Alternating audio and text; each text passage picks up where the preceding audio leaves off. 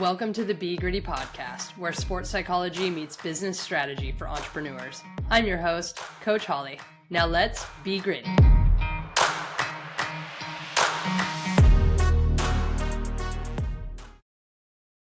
What do marathons and entrepreneurship have in common? Well, we're about to find out. If you've ever started a business or ran a marathon, you know exactly what those journeys entail and the ups and downs of each one. And there's a lot of them. And on today's episode, we're going to dive deep into the gritty parallels of entrepreneurship and marathons. Now, when I was right out of college, I had stopped running for a long time. I had actually quit in the middle of college. I was burnt out, and the idea of running again just didn't seem like any point to it. Why? Because I didn't have anyone showing me that you could run after college if you weren't a pro. So I grew up kind of thinking, okay, you have your high school years, you have your college years, and then you become a pro. And if you don't become a pro, your running career is over and you can just hang out at the local 5Ks. That is what I thought, because I'm going to date myself here, but back when I was in college, Facebook had just come out. So there was not this social media presence of all these pro athletes and runners extending their careers, or sub-elites, or even elites that weren't pros yet doing anything like that. So, I mean, we heard about the pros from the news, right? And the Olympics and, big races and things like that. But we never saw anyone who wasn't at the highest level of competition actually doing any running. And there started to be some running clubs that popped up in Oregon around that time that I was in college and leaving college. But again, I thought in my head you had to be the best of the best of the best to even get in those. So I figured, well, my running career is over. And my coaches told me in high school, don't run a marathon until you're 30. So I thought, okay, well, I guess I have a long ways to wait. And what's interesting and how that relates to entrepreneurship is sometimes just even the idea of becoming an entrepreneur and starting a business or doing something that maybe we haven't seen anybody else do can be very, very intimidating. Because if it hasn't been represented out there, or people haven't done it, or we haven't seen it, or it isn't publicized, and maybe you're a woman in entrepreneurship, or whatever other category you want to call it, and maybe you haven't seen that thing, or maybe you haven't seen this particular product, or this industry, or this model of business happening, you may not think to yourself that it's even plausible or possible. And that's kind of my journey back into running, was getting around people and starting to hear of this thing called the Olympic trials, because I looked up the times for the Olympic track trials and I was like, there's no way that's happening. And then I met a man named Ken Hunter, who is my coach, and he was like, oh, you could make the marathon Olympic trials. And I was like, well, what is that? I had no idea. And I had different people asking me when I would run again, and I was in school, in a ministry school with Sarah Hall and Ryan Hall, and Sarah and I ran a couple of times during that time that we were both in California, and she asked me, when are you going to start running again? And I was like, oh, my career is over. I mean, I was a D1 runner, but I was like, my career is over. I'm too old. I am past my prime. I'm looking at Sarah Hall saying this, and I laugh at myself now because she is 3 years older than me. And but to me, she was a pro. Like, this is what she did. She won the Pan Ams. She did all these other things. She was the one that went to Stanford and then got a pro contract with ASICS. Her and Ryan were like what I knew of what happened after college. You can become a pro. I didn't know there was this in between. So I looked her straight in the eye and said, I'm past my prime at 25, 26 years old.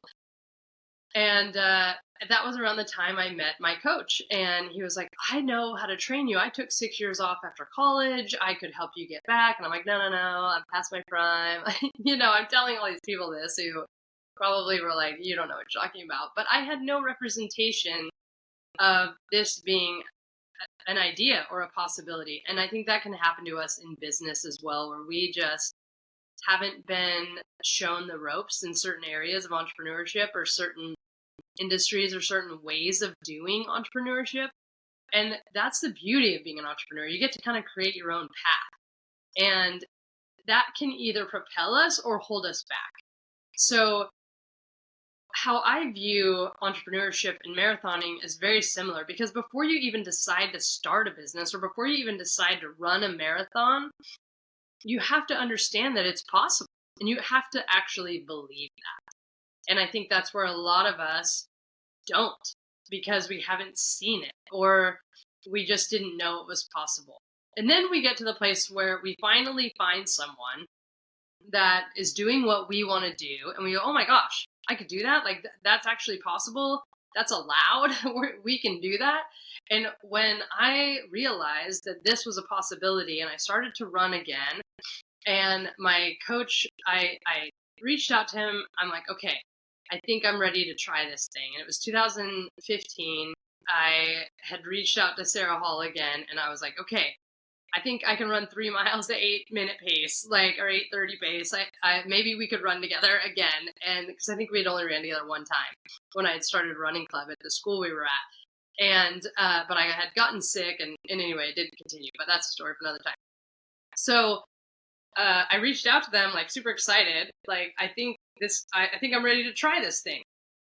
And so they were like, awesome. So a couple months later, I went on a run with Sarah and I had been working out with my coach, and I was like, Sarah, I want to try and go to the 2020 Olympic trials for the marathon. And she had just switched to be a marathon runner. She was, a steeplechase runner prior to that. And so this was like at the time she was switching to marathons too. So I decided, okay, this is going to be a goal of mine. But I was also at the age, like my husband and I had gotten married and I wanted to have kids. So what ended up happening, long story short, is another year and a half went by because I got pregnant and had my first son. And then in August or end of July 2017, I started doing these races. And I was like 9 months postpartum, something like that. And I started doing these little races. And my first race was a 4-mile race. And it was at 9:13 pace. I think that's the slowest race I ever ran. And I was like, yep, we're going for it, 2020 Olympic trials. And I started to have this belief in myself because I started getting faster every single week. And I started to see my speed come back that I had in college. And I started to do these workouts and do these different things. And I had people now that I was starting to follow as Instagram got more popular and things became easier to find other people doing the same thing. I was like, oh my gosh, like there's a whole group of women doing this and men doing this. I didn't even have a clue that this was a thing.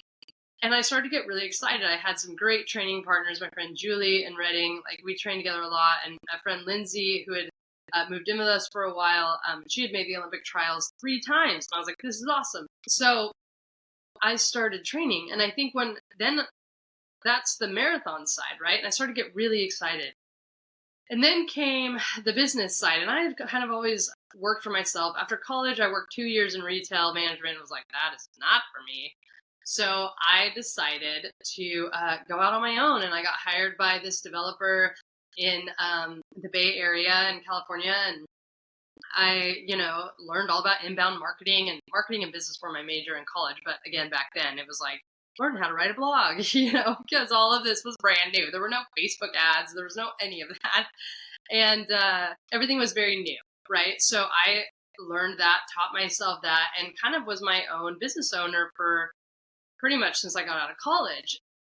But when I saw other people, it seemed like everyone was a struggling entrepreneur. No one was quite making it and doing really, really awesome.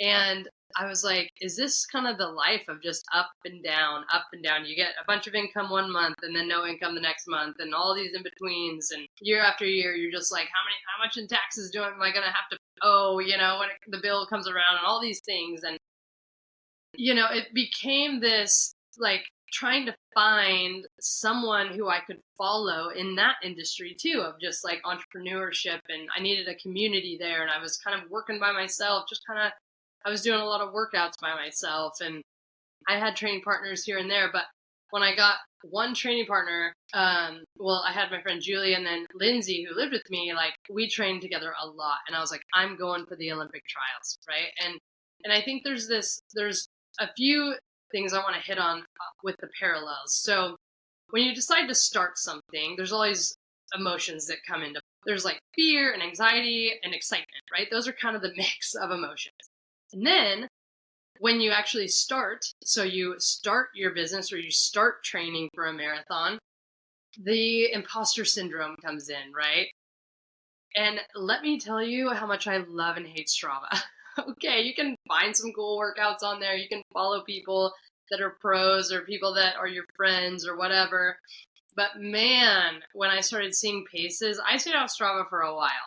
But even on like Nike Run Club and like all the different things that apps I used, or just seeing my training partners and how fast they were and how slow I was, and times they hadn't hit in races and times I was trying to hit in races, and them being like, maybe you should have a smaller goal. It just became this thing of like, can I really do this? But I had a coach who so believed in me. He was like, Holly, you're going to make the Olympic trials. I just know it. Like, and all his workouts were working for me. I was getting faster month after month, year after year. And in 2018, I ran my first marathon. Now, I had gotten super sick. I had a stomach bug the week of the marathon, or 2 weeks prior, leading up to the week of the marathon. And then I had it was like, if you wouldn't have come in, you probably would have gotten pneumonia 8 weeks prior to the marathon. And I'd never ran a marathon before. So I'm running like 70 miles a week. I peaked out at like 90 or 100 miles, I think, that first time. And then I got super sick and stomach bug, which is not good. Couldn't do one of my biggest workouts. And I was in urgent care the Wednesday before the Eugene Marathon. I'm like, should I even run this thing? Like, is this even smart? And they're like, I think you're at the end of it. I think you should be okay. So I go and run with my good friend Kazumi, and I had no idea what I was doing. So I just started with her. Now, she's been running marathon for 10 years. Her PR at the time was 3:03, and she was trying to break 3 hours. I'm like, that sounds like a great goal.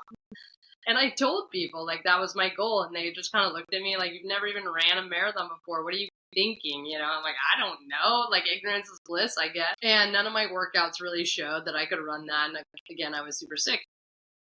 But I followed my friend till mile 17 when she dropped me, but I was on sub 3 pace up until that point, and I slowed quite a bit and had a bathroom stop. You know how that goes. And I finished in 3:03, and that was her old PR. And she was like, oh my goodness, Holly, like, now just think what you can do. And I was like, sweet, so at the end of the year in 2018, I went to go try and make the Olympic trials, and that was a huge story for another day. But I didn't make it. I ran 2:55, but I had like 8 bathroom stops, and I broke 3 hours for the marathon. But I was not happy because I missed the cutoff by 10 minutes and 1 second because I spent all that time in the bathroom. So, but I knew at that point I had finished that race, and my roommate was in that race, and she was like, I can't believe you finished that thing. Because I mean, I was having massive stomach issues. And she said, you know what, Holly, you are gritty. Thus, Be Gritty was kind of birthed in that moment. And my business script performance coaching, like, it took, 5 years after that for me to kind of put all the pieces together and create that. But that's really where that seed was planted of being gritty. And I was like, yeah, I am gritty. I may not have made the Olympic trials, but I am gritty. And I had another son the next year, so I couldn't run any more races trying to make the trials. And I know I'm going a lot into running. I ended up running that time the next year in 2021. And I ran 2:45:14. So just a little off. You had to be under 2:45 to hit the Olympic trials standard. But the standard wasn't open at that time anyway, so it didn't matter. But I basically got super close to that standard. And I was like, now it's possible. So here's the thing. In entrepreneurship, when we start our business and we start growing things and we start having ideas and we go, okay, I have a friend who understands marketing, or I have a business coach that can help guide me through these things, or I've never done this before, so I'm going to follow different people on social media. And what can happen is 2 things, right? It can either be really good or really, and that's because comparison comes in. And once comparison comes in, imposter syndrome comes in. And it comes in our athletics, and it comes in business. And that's the hard part, because we want to follow people. We want to be inspired. We want to learn. But what we start to do is compare ourselves. Like, all my splits weren't matching the splits I was seeing on Strava. I shouldn't have been able to run a 245 when I ran a 245. I shouldn't have been able to run a 255 when I ran a 255. And I shouldn't have been able to run a 303 when I ran a 303. Everybody was shocked every single time. And I'm just a different kind of runner. I love to race. And there's something that comes out of me when I race, right? And so I just kind of had this thing in me that was mine, and it was special, and I could show up on race day and just perform and beyond what people thought were possible. And part of that I attribute to the mental fitness that I have, and what I've grown and learned over the last decade or two of just all these mental fitness strategies. But beyond that, like, I also inspired myself by following people. But the moment that it became a comparison thing, I had to stop. And I think that's important in entrepreneurship, that we need to learn from people. We need to be a part of these different Facebook groups and different things to get around people that are doing what we're doing. I think it's really important, because as you start to see people doing the very thing that you want to do, you'll start to realize how much it actually is possible. The point that you have to be aware of is when it gets to the place where you start to go, okay, well, there must be something about them that they could do it, but I probably can't do it. That's imposter syndrome. And it's a total lie. So what I want you to think about in the parallels of your athletic adventures and your business ventures is, I need to realize that just like in running a marathon or training for a marathon, there's going to be ups and downs. There's going to be days where I hit the workout and it feels like, oh my goodness, like today, if I would have had the race today, I would have nailed it. And then there's days where you're feeling like Des Linden says, you're trudging through hell or through mud, right? And it just feels like you just, what are you doing, right? We have those days in entrepreneurship, just like we have those days in our athletic endeavors. And whether it's running a marathon or playing on a indoor soccer league or whatever it is, swimming, I don't care what the sport is, we all experience those ups and downs. And as an entrepreneur, I want you to think, okay, this is just part of the process. And one of my other coaches that I have gave me just this really wise thing this year, because I've had a ton of ups and downs in the last 2.5 years. I basically, you can tell with all my sniffling, sorry. Hopefully I cut out most of it, but if it's still there, I apologize. But I have been sick for the better part of 2.5 years since we moved away from California into a more humid climate. And I have a lot of what we called undulations, which is what happens. It's the ups and downs of training. It's the ups and downs of life. It's the ups and downs of business, right? And it's how we manage those undulations that really dictates our success or our failure. Are we riding those waves as we're up today, we're down today, we're up today, we're down today? And some of that is naturally going to happen. But the better we can get at kind of being steady through the undulations, steady through the ups and downs, that we hold on to this belief as, I just need to trust the process. We hear that a lot in training. Trust the process, trust the process, trust the process. The same goes for business. And when we can be consistent in the basic daily acts of business, just like we know to be consistent in the basic daily acts of training, like eating well, sleeping well, just being consistent in the running and the workouts and just showing up, whether it's a good day or a bad day, you just put in the work. Doing the little exercises, not the big things that you think are going to make all the difference, but the little things. It's the same in business. Are you constantly posting on social media? Are you showing up every day? Are you following up with your clients and your leads? Do you even have a website? Are you out there? Have you reached out to people? Have you tried to get on podcasts? Have you done these different things? Because the truth is that if you are consistent, it will pay off over time. And that's the thing, right? Like, this is the training cycle. This is when we show up time after time after time, something has to happen, and it will. You got to make sure you're focused on the right things, though. And that's another key piece. And you guys, there's a lot to all this. And we'll dive deep into different parts of this throughout this podcast and this show. Maybe not this episode, but throughout the show over the weeks, we will learn more and more about what you do in those different pieces, specifically for entrepreneurs. What do you do, and how do you relate your athletic journey and your training to that, so that you can take the lessons that you're learning in your athletic endeavors and apply them to your business, because they do cross over one for one. Like, it's very, very similar. And so if you can start to learn how to move those mental fitness gains that you had in training over to your business, you're going to start to see things in a whole different light and go, oh, this is just part of the process. Oh, consistency really matters here. It's not the one workout or the one massive email I sent out that's going to make all the difference. No. It's the consistent communication over time. It's the consistency in training over time. And this is where marathoning and entrepreneurship are so parallel, because if you're not consistent and you just try to do these flash moves, it's just not going to work over time. It may work once or twice, but it's not going to work over time. And you're not going to build strength over time in your business, right? So that's what we want to do. So we have the deciding to start, right? Whether that's training or entrepreneurship, starting a business. Then you have the day you start. Okay, I launched my business, or I launched my new product in entrepreneurship, right? It may not be that you're just launching your business, you're launching a new product, right? Then you have to do all that work, the marketing, all the things to get to that point and continue it going, right? And then once you get to the actual start line, or the actual day that you launched the new product and you sent out the email, or you've put it all on social media, I've launched this thing, like I launched this podcast, right? What do you feel in that moment? It's a lot of excitement, right? It's really, really fun. But you know what happens?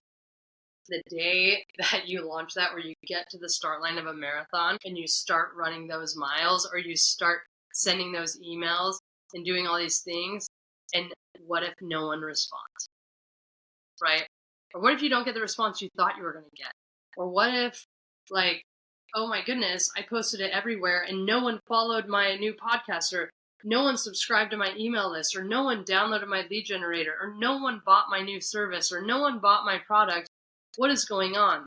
Or you get into the marathon race and you're like, oh my goodness, like this first couple miles, they don't actually feel good. Like, it's the same idea. What are you going to do? Are you going to quit, or are you going to push through and keep going? Because just because someone didn't see it one day doesn't mean they won't see it the next day. And it's that consistent communication, right? And so that's why when we run marathons, about mile 20, everyone decides they never want to do this again, right? You launch a product, you launch something, maybe it goes well, maybe it doesn't, and you're like, oh my gosh, I never want to do this again. Then you finish the race, or you sell your first thing, or your new product does really well, or your new podcast does really, really well, or you get your first subscriber, or whatever it is. And then you get that flood of like, oh, I can do this.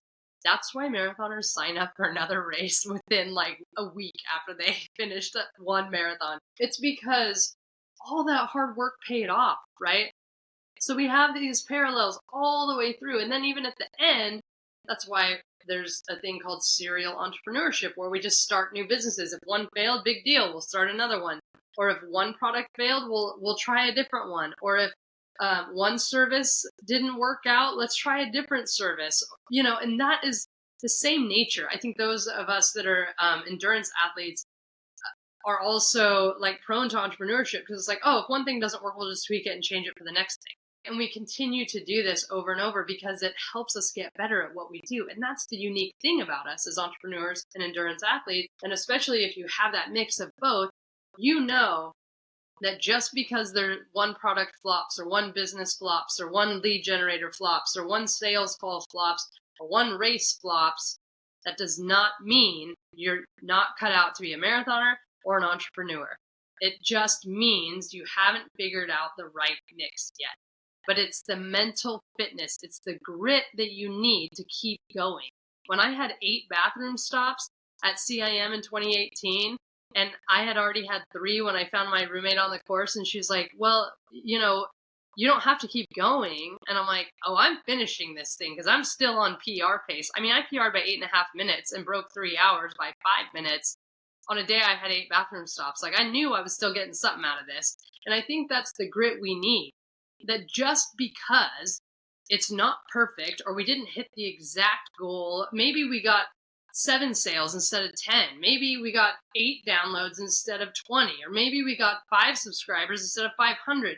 But what can you learn in that process? Because what I learned in that race that was so awful and broke my heart, I also learned I'm gritty.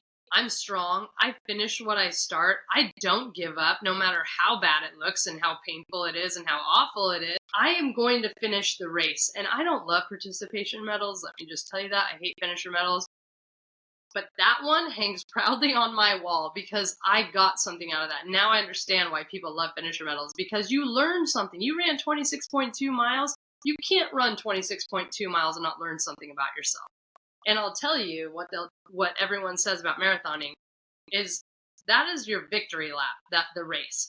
The training for the marathon is actually harder than the marathon itself.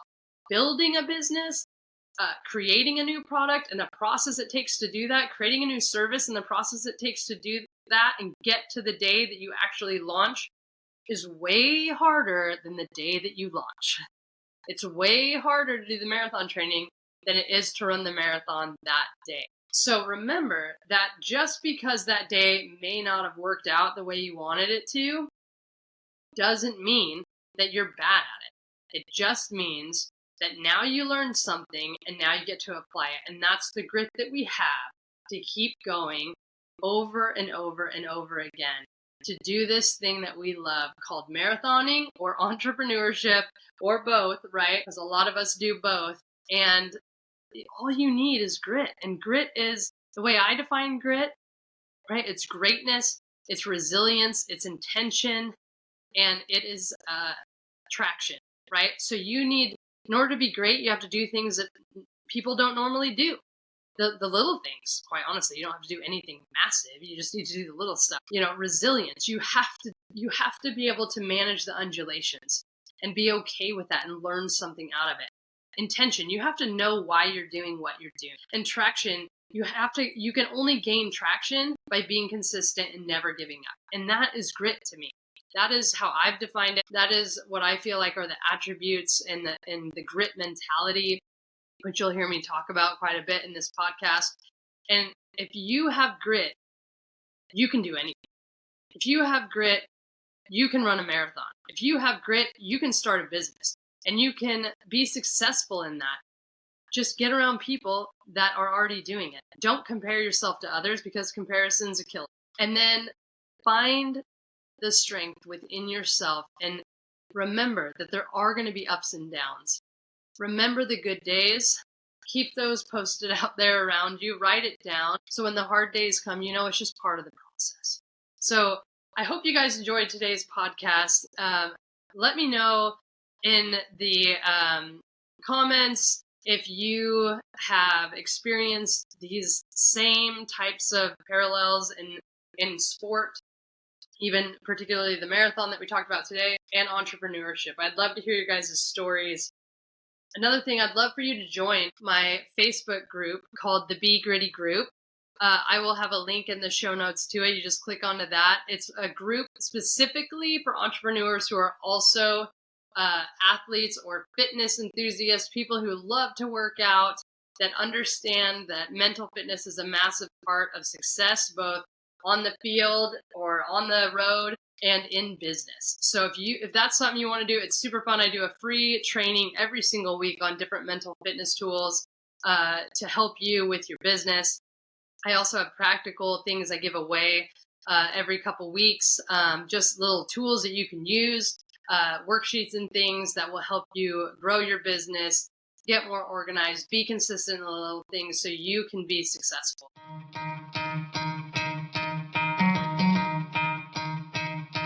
Thank you for listening to the Be Gritty podcast, where sports psychology meets business strategy for entrepreneurs.